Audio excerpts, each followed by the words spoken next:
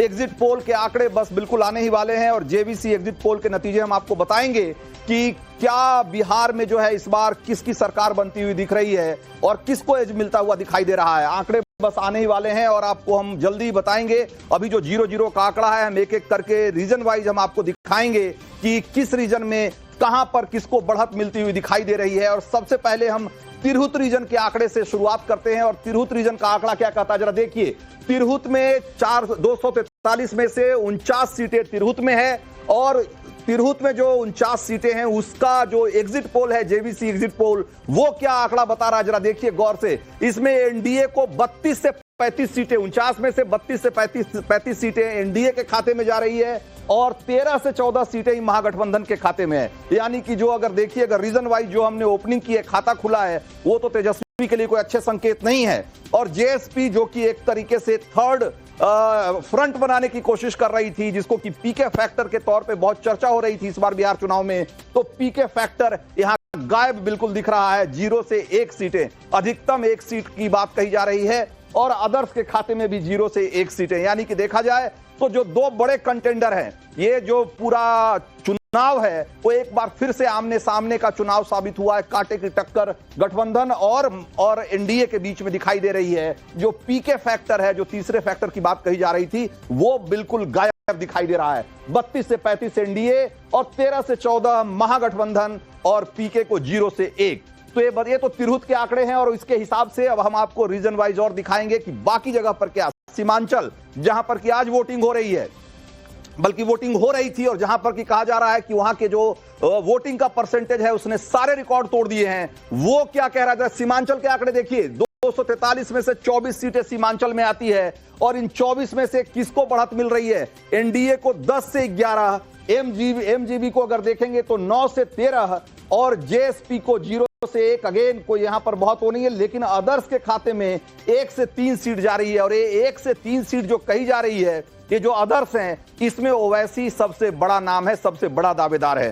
तो ओवैसी की जो पार्टी है एआईएमआईएम, कहा जा रहा है कि उनको 1 से 3 सीटें मिल सकती है और एनडीए को 10 से 11। यानी कि सीमांचल जो कि मुस्लिम बहुल इलाका है, यहाँ के जो किशनगंज, अररिया, कटिहार, पूर्णिया, ये सारे जो जिले हैं जहां पर कि मुस्लिम आबादी 40% से ज्यादा है और किशनगंज में तो 69% यानी कि 70% के आसपास है, वहां पर आप देखिए कि किस तरीके से यहां भी एनडीए एक तरीके से बढ़त कायम किया हुआ है उसने।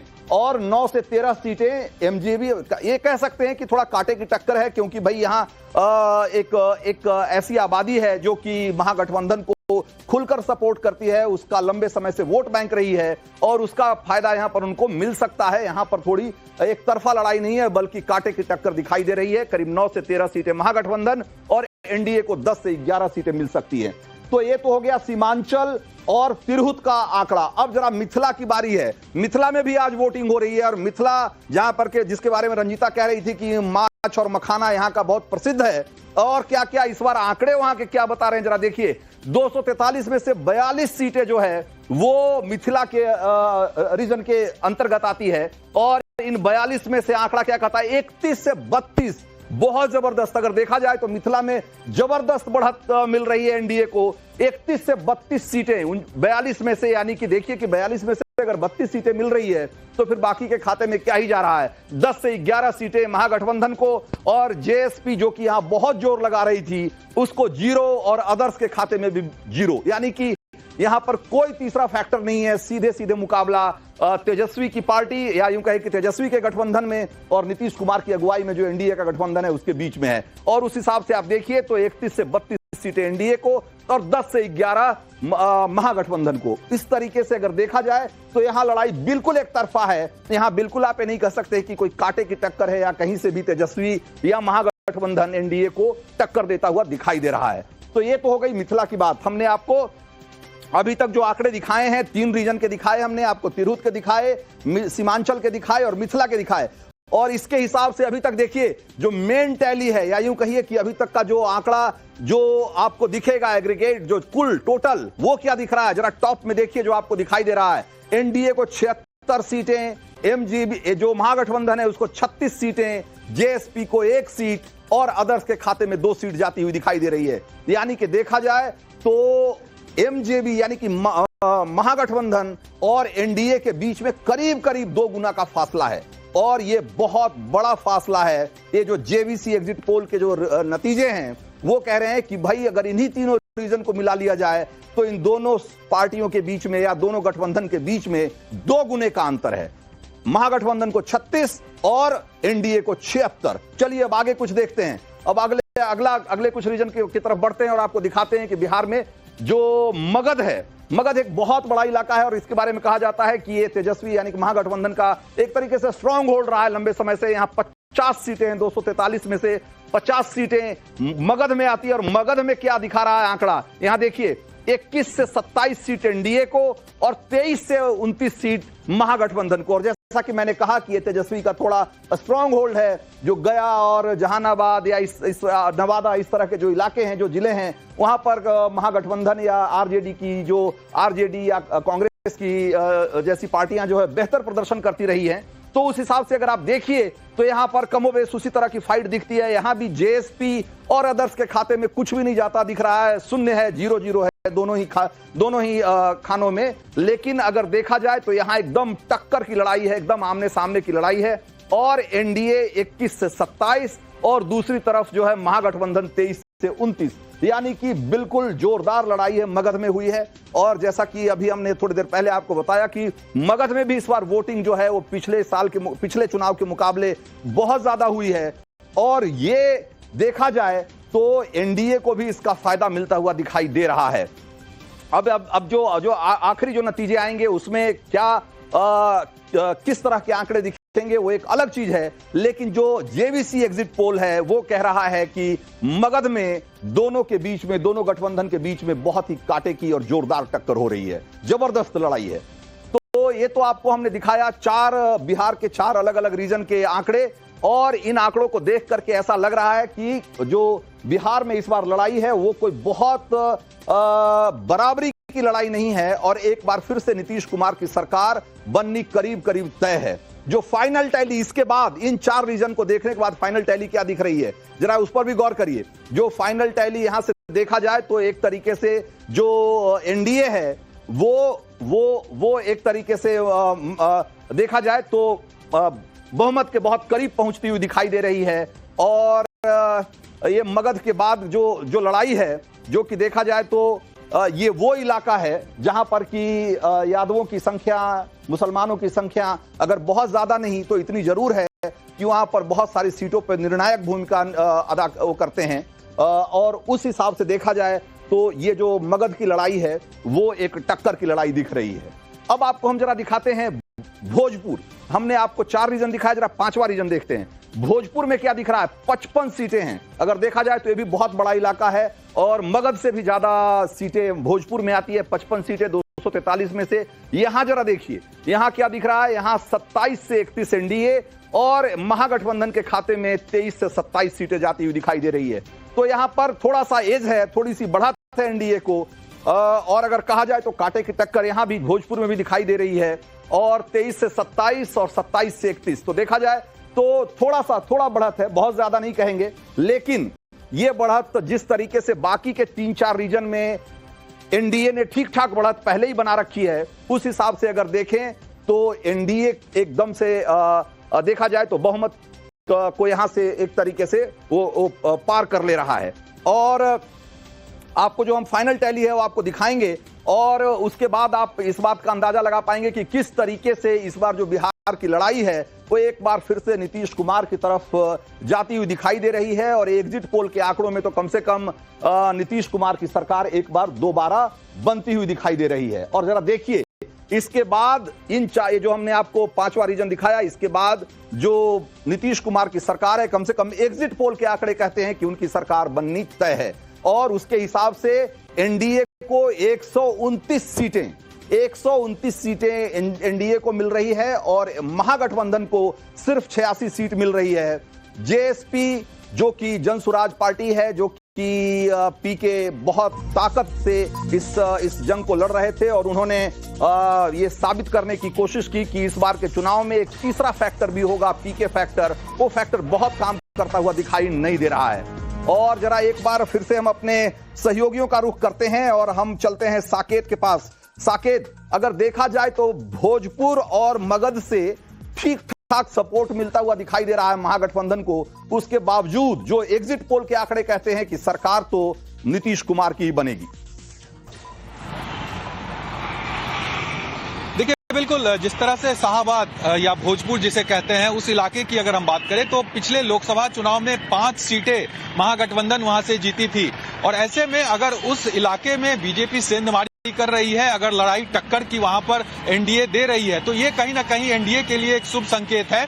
और जो एग्जिट पोल के आंकड़े दिखा रहे हैं उससे ये साफ है कि इस इलाकों में भी एनडीए ने अच्छा परफॉर्मेंस किया है। उसी तरह मगध के इलाके में भी महागठबंधन के कई उम्मीदवार जीते थे लोकसभा चुनाव में भी और पिछले विधानसभा चुनाव में भी, यानी कि ये गढ़ माना जाता था महागठबंधन का। और उन इलाकों में अगर एनडीए ने फाइट दिया है, वहां पर नेक टू नेक फाइट अगर महागठबंधन और एनडीए के बीच है, तो ये बहुत फायदे की बात एनडीए के लिए होगी, जिस तरह से एग्जिट पोल इशारे भी कर रहा है। लेकिन आज चूंकि सुबह से हम मगध के कई इलाकों में, गया से लेकर जहानाबाद से लेकर नवादा, तमाम इलाकों में मैं घूम रहा था और वहां पर वोटर्स की जो कह सकते हैं वोटर्स का जो रुझान था वो देखने को मिला, खास करके महिला वोटर की लंबी लंबी कतारें। हाँ। एक जमाना था जब ये पूरा नक्सल इलाका हुआ करता था, वहां पर वोटर्स डरते थे बूथ पर जाने पर, और वहां पर अब देखिए 5 बजे शाम तक 70% के आसपास वोटिंग हो गई है 1 से 1.5 घंटे में, और ये जो आंकड़ा है बढ़ेगा।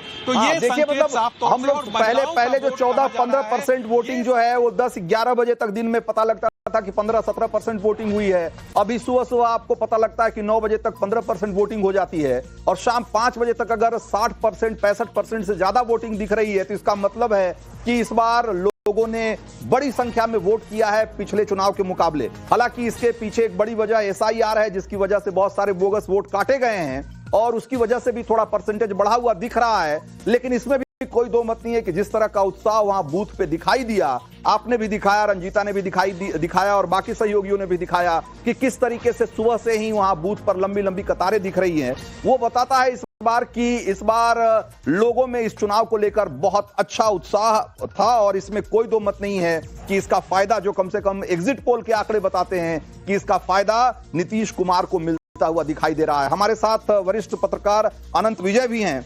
अनंत विजय जी, एक बार फिर से नीतीश कुमार, कम से कम एग्जिट पोल के आंकड़े तो यही कह रहे हैं, और जैसा कि हमने बिहार में दोनों ही चरणों में देखा कि बड़ी संख्या में महिलाएं निकलकर वोट देने के लिए आई, और पुरुषों के मुकाबले किसी भी बूथ पे चले जाइए, महिलाओं की कतार कहीं ज्यादा लंबी दिखी, बल्कि कई जगह तो 2 गुनी लंबी दिखी। मुझे लग रहा है कि ये महिलाएं नीतीश कुमार के लिए एक बार फिर से वरदान साबित हो रही। रंजीत जी, देखिए, महिलाएं आज सिर्फ 10,000 रुपए की बदौलत नीतीश कुमार के साथ नहीं आ रही है। नीतीश कुमार ने 2005 से, जब वो सत्ता में आए थे, तब से ही महिलाओं को नर्चर किया।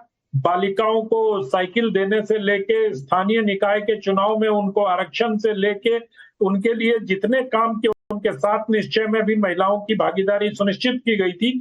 तो ये पिछले 20 साल की जो बच्चियां उस समय स्कूल में पढ़ रही थी और उनको बस्ता और साइकिल मिला था, अब वो माँ हो गई हैं, उनके बच्चे हो गए हैं। तो उन्होंने पूरी की पूरी एक पीढ़ी तैयार की अपने लिए।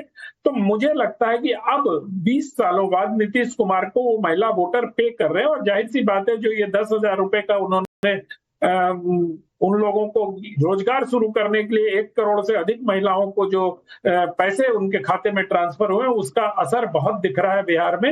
लेकिन कुल मिलाकर अगर हम देखें तो जिन आपने सारे रीजन में दिखाए, अगर हम उसमें मगध को छोड़ दें तो भोजपुर और मगध के अलावा बाकी हर जगह, मतलब तिरहुत और जो आपका मिथिलांचल है, उसी में से 2 में से 90 के करीब सीटें हो जा रही है। तो सरकार तो इन्हीं 2 रीजन से बन जा रही है। बाकी मुझे हैरानी सिर्फ इस बात पर हो रही है कि जन सुराज पार्टी को इस बार इतना माहौल बना था, और अगर उनको सचमुच आपके एग्जिट पोल के नतीजे में प्रश्न करने का कोई कारण नहीं नजर आता, लेकिन अगर सचमुच उनको 2 सीटें मिलती हैं तो प्रशांत किशोर के लिए ये रास्ता बहुत बड़ा सेटबैक होगा। बिल्कुल।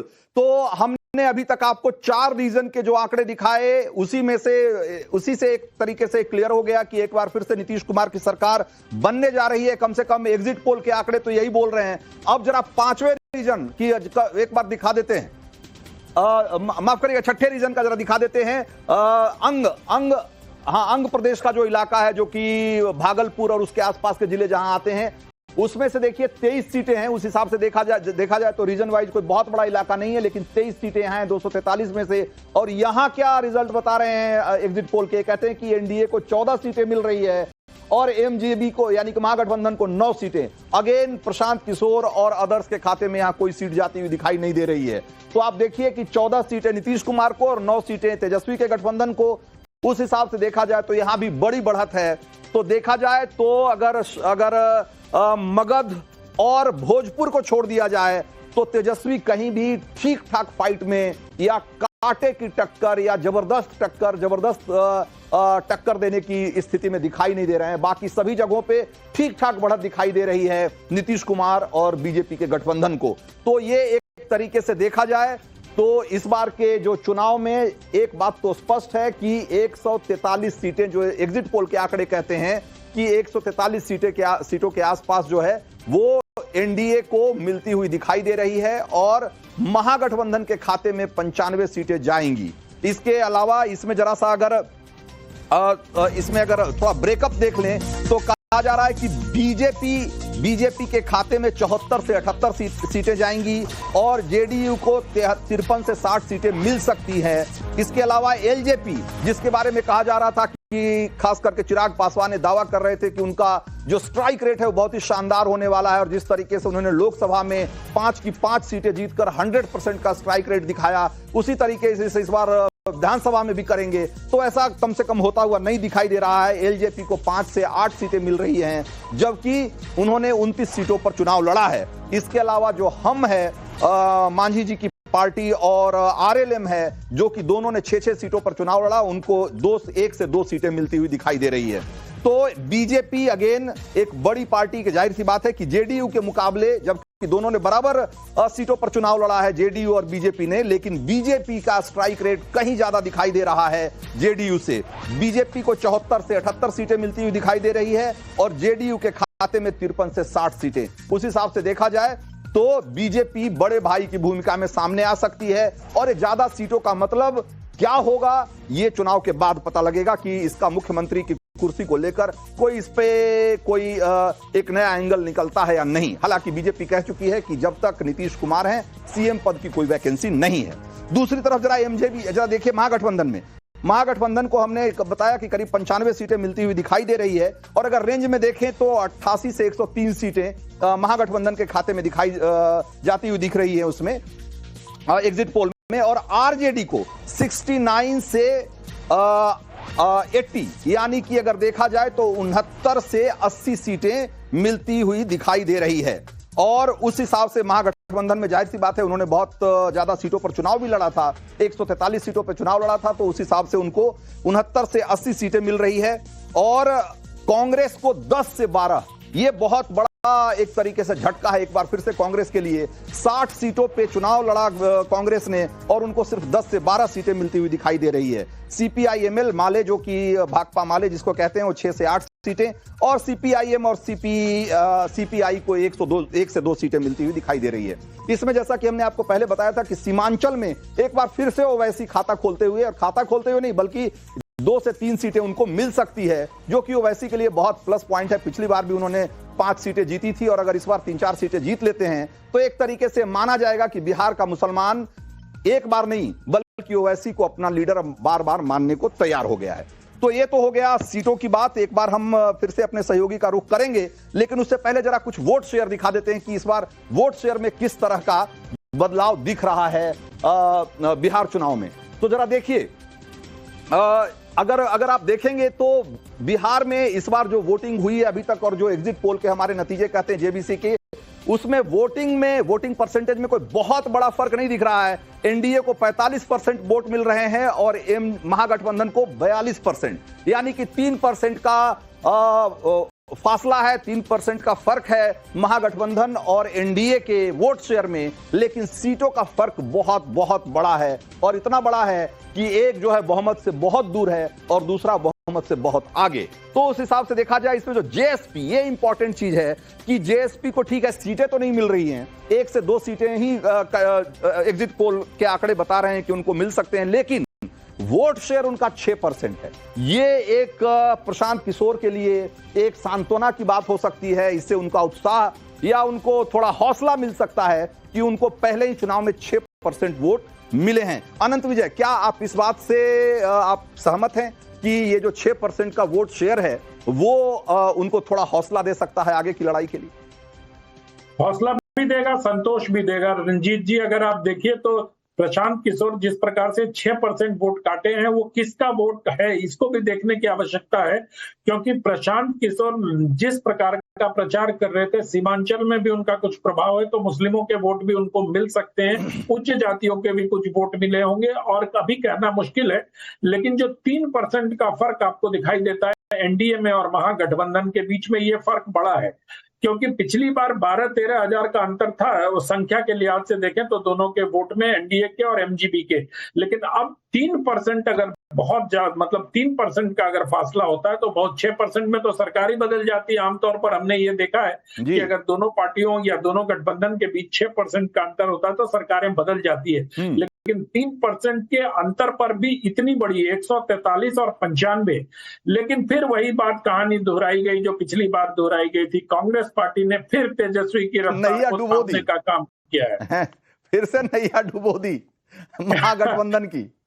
जी, पिछली बार 16 सीट जीत पाए थे, इस बार आपके में 10 से 12 सीटें मिल रहे हैं, तो मतलब 60 लड़के भी 10 से 12 आए। हालांकि 10-12 सीटों पर फ्रेंडली फाइट राहुल गांधी इस बात से भी संतोष कर सकते हैं कि उन्होंने उनका स्ट्राइक रेट 2 गुना हो गया है कम से कम। कि वोट चोरी के नारे का बिहार की जनता ने नकार दिया, इसका मतलब है। बिल्कुल, वोट अधिकार यात्रा को और वोट चोरी के उनके नैरेटिव को बिहार की जनता ने नकार दिया। कम से कम आपके इस एग्जिट पोल से तो यही साबित हो रहा है। बिल्कुल, आशुतोष के पास चलेंगे। हमारे सहयोगी आशुतोष सासाराम में हैं। और आशुतोष, आज जो आपने वहां वोटिंग देखी, जिस तरह का उत्साह दिखा, और लोग जो आपसे बात कर रहे थे इस दौरान, वो क्या कह रहे थे जबकि एक तरीके से एग्जिट पोल के आंकड़े सामने आ चुके हैं और ये लगने लगा है कि एक बार फिर से बिहार में नीतीश कुमार तय हैं, कम से कम एग्जिट पोल के आंकड़ों के हिसाब से, तो आपका क्या आकलन है? लोग इसके पीछे जो आपने बातचीत की, आपको क्या वजह दिखी उसमें?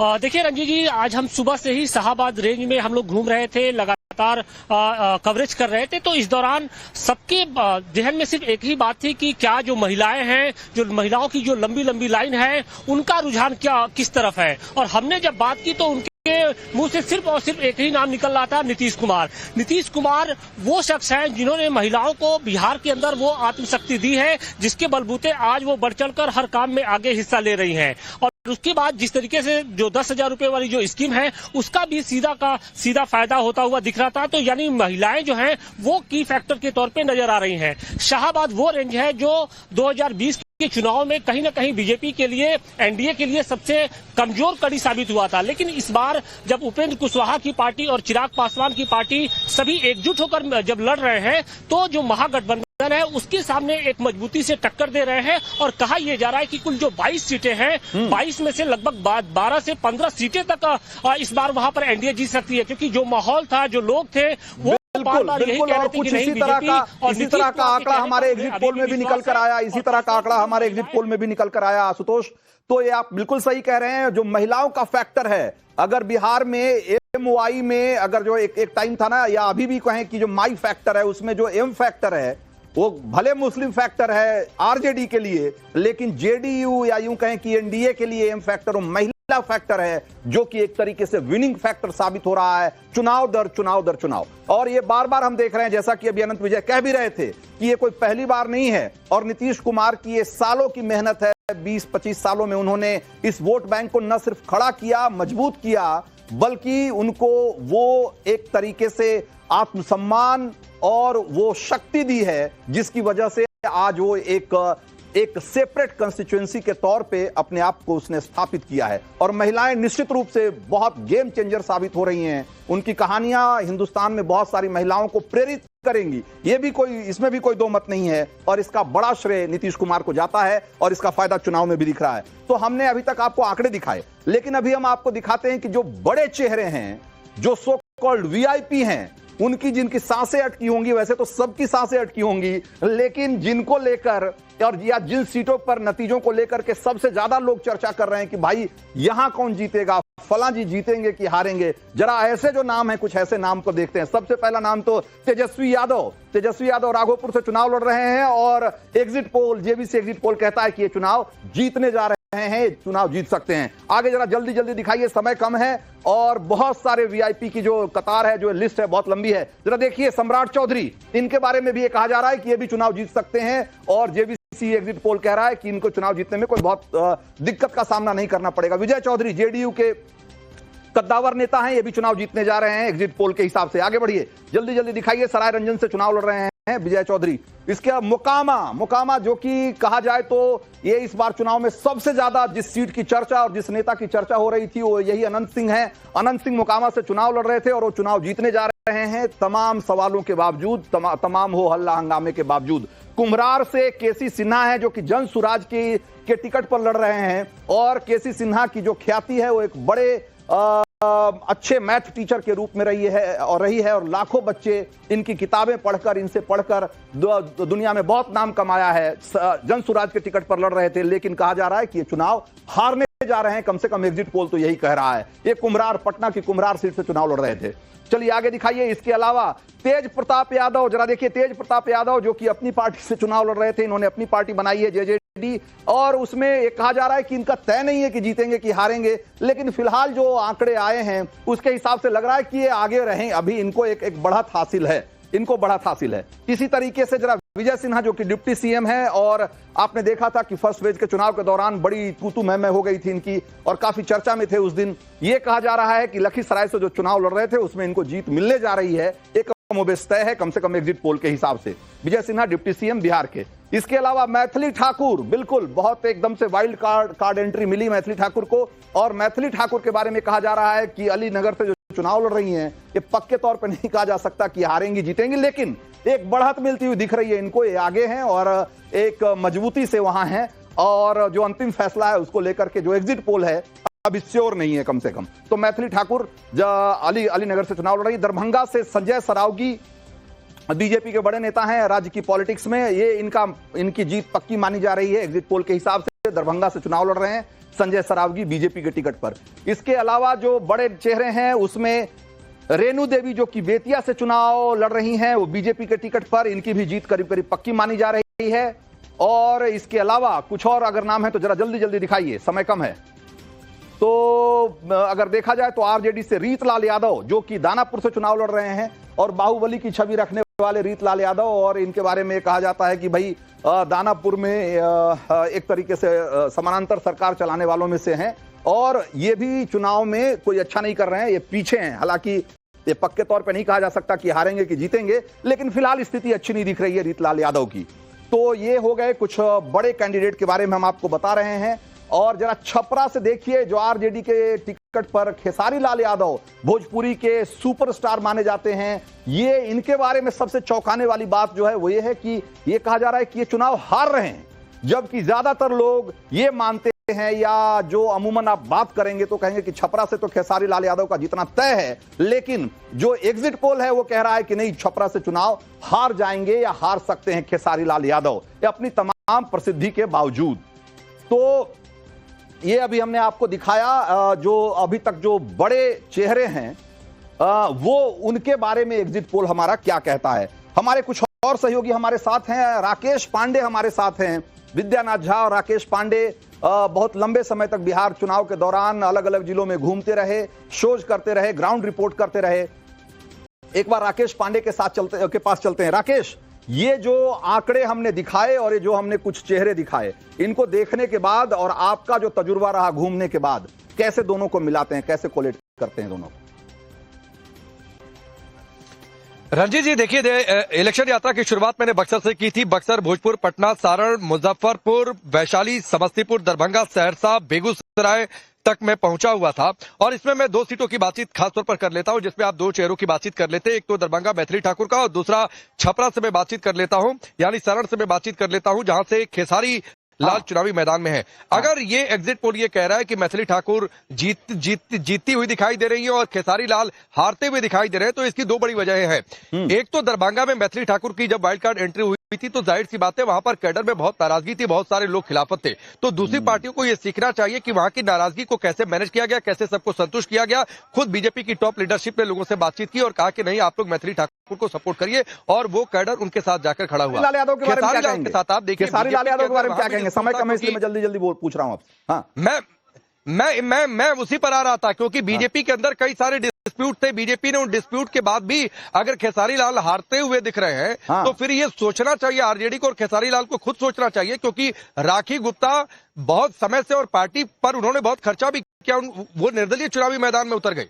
इसलिए मैं कह रहा हूं कि अगर खेसारी लाल हारते हुए दिखाई दे रहे हैं तो निश्चित तौर पर चुनाव कैसे जीता जाता है, चिंतन का बहुत बड़ा बहुत बड़ी वजह हो सकती है कि खेसारी लाल यादव जैसे इतना स्टार वैल्यू और सो कॉल्ड उनका गढ़ है, उसके बावजूद अगर चुनाव हार रहे हैं तो क्यों हार रहे हैं? बिल्कुल सही कहा आपने। अब जरा समय की कमी है, इसलिए जल्दी में आपको दिखाते हैं। तो हमने जेवीसी एग्जिट पोल के नतीजे आपको दिखाए थे, जरा पोल भी दिखाते हैं आपको कि जो बाकी एग्जिट पोल्स हैं वो क्या कह रहे हैं बिहार चुनाव को लेकर के। जरा देखिए, पीपल्स इनसाइट करके एक जो सर्वे एजेंसी है वो कह रही है कि एनडीए को 133 से 148 सीटें, यानी कि अभी बहुमत दे रही है। महागठबंधन को 87 से 102 सीटें, जेएसपी को अगेन 2 सीटें दे रही है। मतलब जेएसपी में अगर आप देखेंगे तो किसी भी सर्वे एजेंसी ने उनको 2 से ज्यादा सीटें नहीं दी है। तो एक बात को लेकर के कंसेंसस है, अदर्स भी कमोबेश एक ही रेंज में है। और अगर देखा जाए तो सारे जो एग्जिट पोल हैं वो कमोबेश आपको एक रेंज में दिखेंगे। पीपल्स इनसाइट 133 से 148 एनडीए को, जेवीसी पोल है हमारा, हमने 135 से 150, मेट्राइज का पोल कहता है 147 से 100। तो आप देखिए, तो अगर देखेंगे तो कमोबेश जो आंकड़े हैं वो यही कहते हैं कि इस बार नीतीश कुमार की सरकार बनने से कोई रोक नहीं सकता है। हमारे पास समय की कमी है और मुझे दीजिए इजाजत। ब्रेक के उस पार देखिए नवभारत का एजेंडा।